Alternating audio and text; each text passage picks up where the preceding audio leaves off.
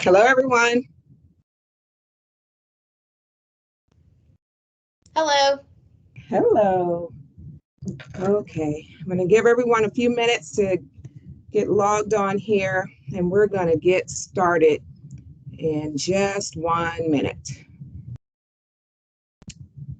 Thank you all for coming.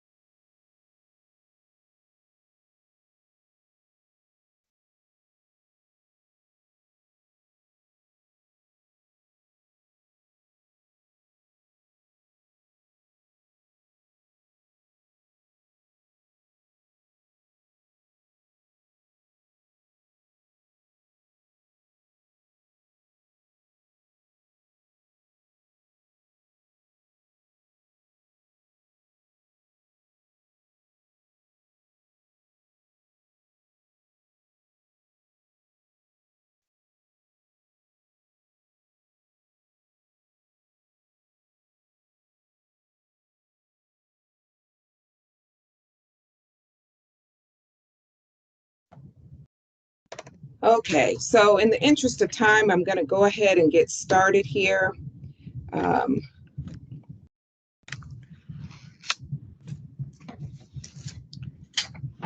So good evening, everybody. I am Curtissa Johnson. I am one of the counselors here at Chattahoochee High School.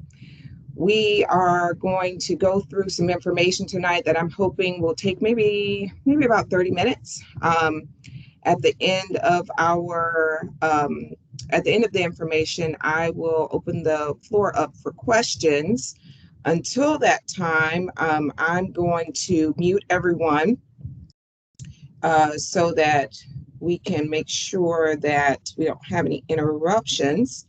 And then after we get to the point where we get to questions, I will open it back up for people to ask questions as they need to. Okay.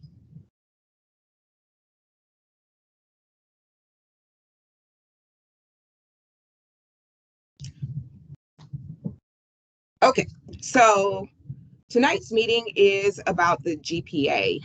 We are going to go through the ins and outs of the GPA and just kind of just discuss it as a whole so that everybody has the information they need to be able to um, do the calculation and the types of calculations that they're interested in. So in general, why are we talking about this? So we sent a parent survey out in the first semester of the school year. And in that survey, we asked parents to help identify some topics that they felt like they needed more information about. And so from that, we chose the top responses, which we chose about 4 of them. And we have designed a webinar series that we're doing about once a month. And the first one is the GPA. So the upcoming dates for the topics that will come after this are listed on this slide.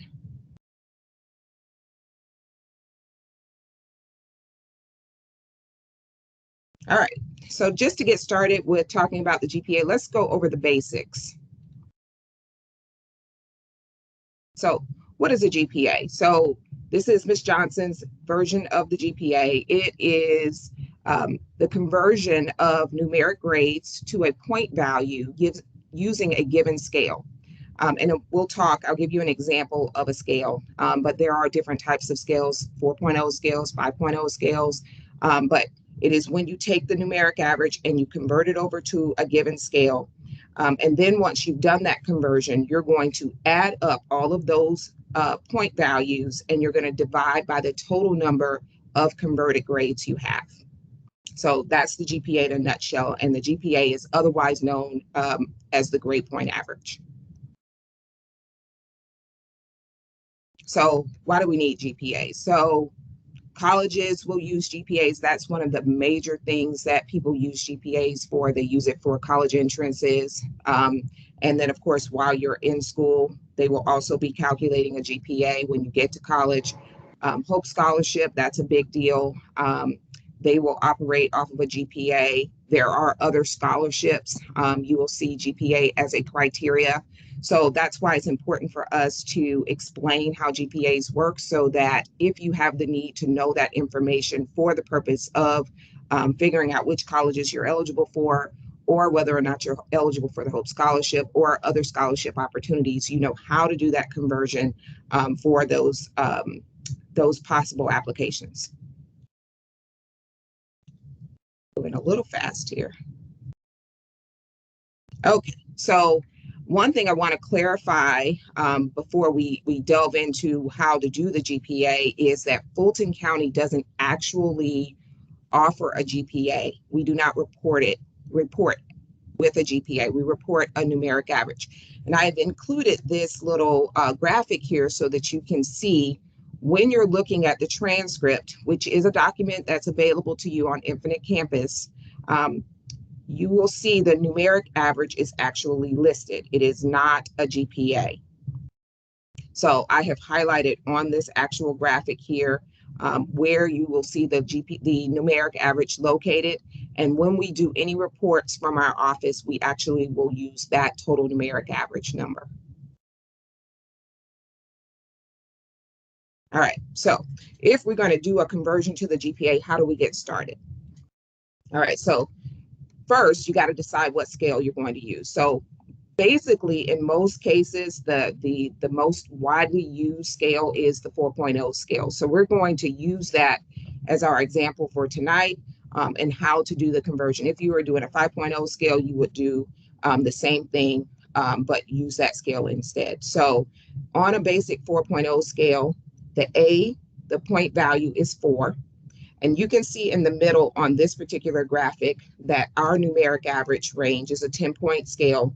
And so 100 to 90 is our A. And then that grade would get 4 points. Likewise, the B, 89 to 80, would get 3 points. The C, 79 to 70, would get 2 points. And then the F is 69 and below, that receives no points. When you are doing a GPA calculation, if you have an F, even though that gets no points, you have to count it. So you actually have to assign the 0 and it has to be added into the calculation. All right, so with that in mind, you need to know that there are different types of GPA averages. So one of the most basic averages that's used by colleges is the core average, which is also known as an academic average. That means that they are only looking at your math, English, science, social studies, world language. There may be a couple other classes thrown in there, like maybe computer science. It just depends on the college themselves. But basically, that's what's included: the math, English, science, social studies, and world language. Those are your core classes. So what we've done here is we've taken a transcript. This is an actual transcript. I've taken out all of the identifying information from this particular transcript, and I have gone in and I've highlighted the classes that actually count in a core average. So if you look here, I am trying to see if I can mess with that. I'm trying to see if you can see that average that's on there. Let me look here. So you will see that there is lit comp there. There is environmental science. There's also an algebra on this particular transcript. There is also on the transcript health, rec games, and technical theater. Now, notice that those are not highlighted because those are not any of the subjects that I said count for core average. So we're only focusing on what's inside of the green highlight. So you see, we have gone in and we've done the conversion using the 4.0 scale that I mentioned earlier. So A's get 4 points, B's get 3 points, C's get 2 points, and F's get no points. So since we have an 87, that gets 3 points, the 82, that gets 3 points, and then an 83, that also gets 3 points. We have written those values out next to those grades. That's your conversion. And then we have added up those points. That's a total of 9. So then we go over to this little box and we do our math. So 9 divided by 3 grades, that's how many grades we used in the conversion. We divide the 9 by 3, and we get a 3.0. So the core average for this particular semester for this person's GPA would be a 3.0. All right, so let's look at another type of average. So we know how to do the core average. Let's look at a cumulative average. So first, what is a cumulative average? In a cumulative average, instead of just looking at the academic classes, just looking at math, English, science, social studies, world language, the cumulative average is all of the grades. So we see here now in this example, all of the grades have been highlighted because we are using all of the grades. And so when we do that calculation, we not only have the 3s that we started out with, but we had some additional grades that were below it, and all of those were A's. So when we convert that 91, we add 4. The 90 also brings a 4, and then the 97 brings a 4. When we total up the points of all 6 of those grades, that's a 21. So we have 21 points here. We move over to the box, and we divide that 21 by the 6 grades, and that equals 3.5. So the cumulative average for that semester, or all the grades that are available, is a 3.5. Okay, let's look at a different average. Or let's talk about some other things that we have to consider with averages. We have to talk about weighted versus unweighted. Okay, so oftentimes you're going to see that the 7 points that we put inside of the average when a college may be doing the calculation will be actually removed, which causes that average to now be unweighted. We weight the average to start with, and we build that 7 points inside of the grade. Once a kid actually has passed the class, we add 7 points to all honors, AP, and dual enrollment classes. If the college goes and they remove the 7 points, that is unweighting the average. Sometimes points are given for certain classes like AP and dual enrollment classes. They are given back after the unweighting happens. And so in those cases, you might call that reweighting. So they took off the weight and they reweighted according to their particular calculation. So if we look at the examples that we have here, we can see here how with an unweighted situation, that very first grade that this student had, they took 9th grade lit honors. The grade that made it to the transcript is a 92. But when we go over to this first box, we can see that when the 7 points are removed, that 92 goes to an 85. So that then becomes the unweighted grade that may be used by a college. So when we convert that 85, because you have to unweight first, when we convert that 85, it turns to a 3 instead of a 4. The rest of the grades that are on this transcript have no weight. They are not honors classes. So if we followed it down, it would be 3 points for the first grade, 3 points for the second grade, 3 for the third grade. And then we have 2 A's that count. This is a core average. That's 2 additional 4s. When we add it together, that's a total of 17. If we divide by the number of grades we got, 17 divided by 5 is a 3.4. So that would be the unweighted average. Now, a weighted average, if we were looking at a reweighted average, remember I said some schools will turn around and they will add weight after the conversion. So they would unweight the grade following the same steps that we just looked at, and they would go to an 85, which would normally make it a 3. But in many cases, they may add their own weight. So a standard reweighting would be 0.5 for any AP class or dual enrollment class or international baccalaureate class. They may add an additional 0.5. So you see this now converts to a 3.5 in a reweighting situation. So then we have 3.5 plus 3 plus 3, then 4, and then an additional 4. And when we total that up, now we're at 17.5 instead of the 17 that we had before. And then when we divide that by the total number of grades, which is 5, we end up with a 3.5. So that's what a reweighted situation would look like for a core average. That's an example of how it can be done.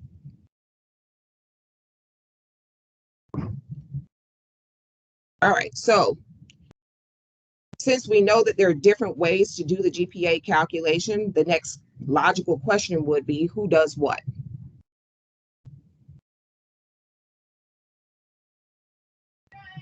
All right, so most colleges will remove the honors points, and then they will apply their own weighting to a specific course like dual enrollment, AP classes, and IB classes. Most colleges will do that. Some colleges will use a cumulative average, like schools in the Alabama system. Now, you'll want to check to see what your college does. One good source would be to use the blogs. If you're following a particular college, many of them will have blogs, so go onto their website, and I'll give you some examples of what that looks like when you go into those types of sources. All right, so let's talk about Hope Scholarship. Hope Scholarship also uses a GPA. So let's talk about what they do. So it is the Georgia Student Finance Commission that actually receives the transcript from us. And once they get the transcript, they will do the conversion themselves. So how does that work when they do that conversion?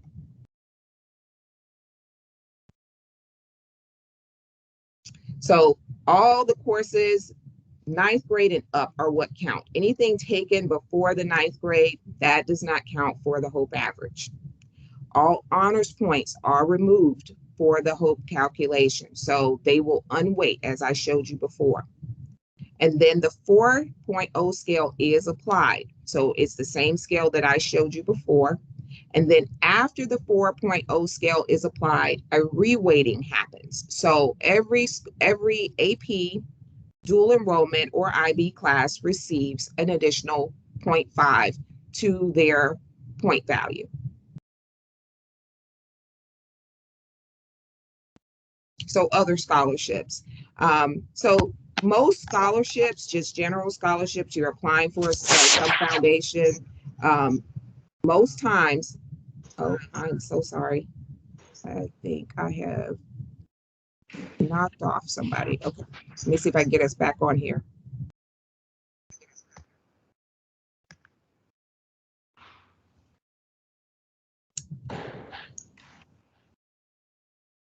I'm sorry, y'all. I think I have messed up our presenting. Let me try this again.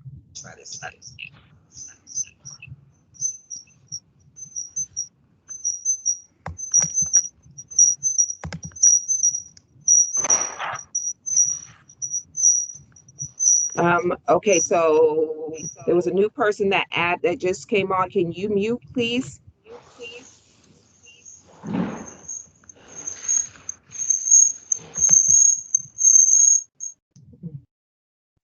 Awesome. Okay, I apologize for that. So there are some other scholarships that will, or students that will be applying for scholarships using some foundation. And in those cases, they will usually use the average that is supplied by the college, by the high school. So it's whatever is on your transcript, which is for us, the numeric average, that usually will suffice. You will have a few organizations that will ask for a GPA, but when they ask for the GPA, you want to just go ahead and let them know that you have a numeric average and that's what you want to provide for them. If there is an insistence that they receive a GPA, then you'll want to contact your counselor and provide us with what you are getting so that we can kind of figure that out for you.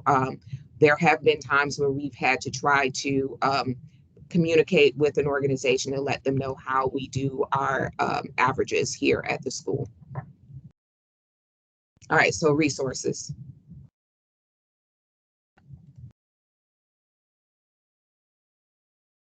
So colleges, it's usually not a secret as to how they do their calculations, because that's a large focus for our students, how the colleges will do their calculations. I will tell you that it is different for a lot of colleges. There is no one number that you can expect every college is going to come up with. So if you are really super interested in finding out how a college that you're interested in is doing their calculation, you will want to go to their Office of Student Admissions, or undergraduate admissions rather, and look for the information specific to their calculation. So I've gone ahead and I've pulled a link for some of our more popular institutions, and I'm going to post this recording on our website. It should be available in a couple of days, and you'll be able to click on this link and go directly to the college's page, and you will see what that information looks like when you are looking directly at a school. But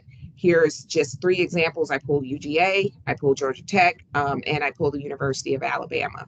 I'll tell you offhand that UGA, that they will do they will reweight typically if there is if the college, I'm sorry, they will add weight on for schools that do not have weight already.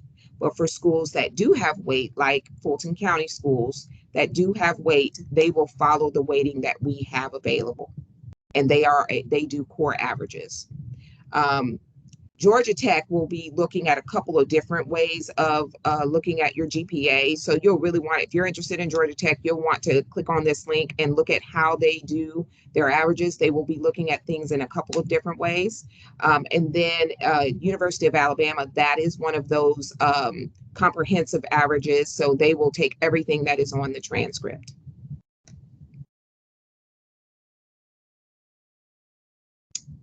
All right. So Hope Scholarship, Hope and Zell Miller Scholarship, you'll want to go to GeorgiaFutures.org. That is the official website for the Hope Scholarship.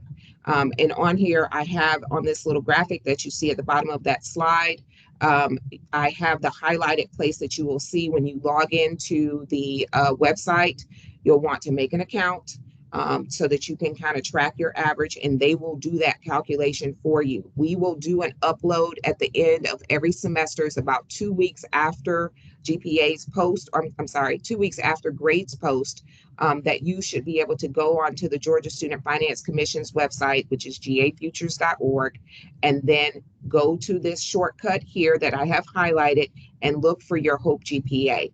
You will be able to actually see the transcript as they have converted it. And so they do all the math for you. You will see what things count, what things don't count, and you will see the actual Hope average posted at the top of the transcript for you. If for some reason, I'll just tell you this, if for some reason when you create your account, you are still not able to find your Hope average, that is an indication that there is something that is not adding up with what you've put in as a profile and what we have in our database. So that's something you'll want to then come and see your counselor about, so that we can kind of go in and see. One big one is usually the Social Security number. If you have not actually given us a Social Security number, or if for some reason the number is wrong in our system and you are putting in the right number, or you've put in the wrong number and what we have in the system is different, that would then cause your information not to link up in the Georgia Student Finance Commission's website, and that will prevent you from being able to see the Hope average. But we will need to clear that up as soon as we can here at the high school, because if that's something you don't discover until after you graduated, it's a little more difficult for you to try to get that sorted out after you've already left our building.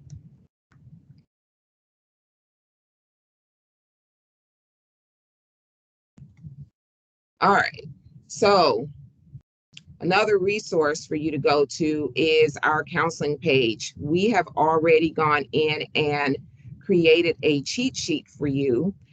So if you go to the counseling page, which you will find by going to the Chattahoochee's website, then click on students and parents, and then drop down for, I'm sorry, academics rather, and then drop down to counseling.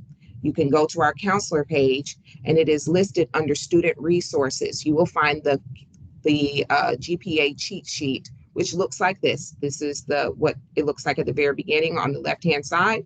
And then the second page will be a little a place for you to do a running tab so that you can kind of just keep up with the calculation if you want to do it by hand.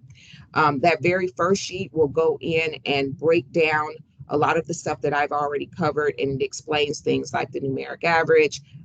It explains what an academic GPA is versus a cumulative GPA. So it will go in and break all of those things down again. So if you want to have that as a reference tool, I would just go to the counseling page and download a copy.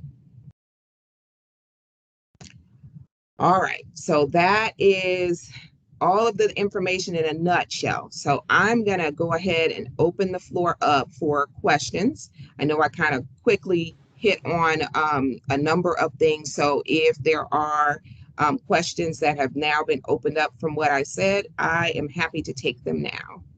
You can feel free to just go ahead and unmute and ask. Hi, Ms. Johnson. Hello. One question is, when we send the transcript to the college, is it better to send a weighted transcript or an unweighted transcript? Ooh, okay, so that is a very good question. This year was the first time you even had that option. We've always sent a weighted average. From our school, the default is weighted. Now, you will have to make that determination as to which one you think is best. One thing to know is when we send a weighted average, that means honors classes have the weight on them. If we send an unweighted average, that cleans the slate for every class that receives weight. And that means that it is up to the college now to decide whether or not they're going to pull off the weight and reassign weight. Some schools are reluctant to do that. And if they are reluctant to do that, you might find that if you've got a number of honors classes, you might benefit from having a weighted average sent. If you have a lot of AP classes and you are dealing with a school that gives a larger weighting for AP classes or dual enrollment classes, and so you will have more weighting with them applying their reweight. And maybe an example of that would be UGA. They give a full point for an AP class, for example, or a dual enrollment class where we only give 7 points. So if you have maybe more AP classes than you have honors classes, it might be to your advantage to send an unweighted average, but that is something that is super individual. So you might want to do the calculation to see which one is going to be in your favor. Thank you. So do we request to send different transcripts to different colleges then? Yes. For every college we choose to send weighted or unweighted then, right? Yes. So when we get okay, let me clarify. If you are using Common App will be one transcript. So you'll have to make a decision for every school that is going through Common App. But if it's an individual school, then yes, you can make a determination. So we will ask that before we begin the college process or the process of sending out applications. We will ask you to submit a form that tells us whether you want weighted or unweighted. And that's how we will send based off of that form. But Common App will get the exact same transcript because you can only send one through Common App. Thank you. Sure.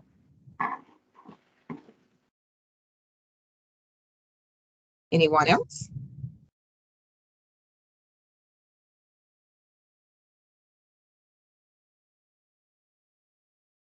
Let me see if there was something that somebody put something in the chat.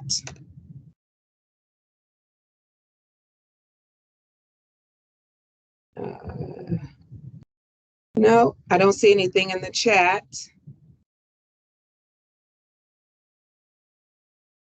Okay. Last call. Okay, thank you all so much for joining us. Please remember the additional webinars that we're going to be having come. The next one is going to be February 16th, and that is going to be on Hope and Zell Miller Scholarship. We will do it in a similar fashion, and then after the meeting, we will post on our website as soon as we can get it uploaded. All right, thank you all so much for your time. Thank you. Thank you. Thank Bye. you. Thank you.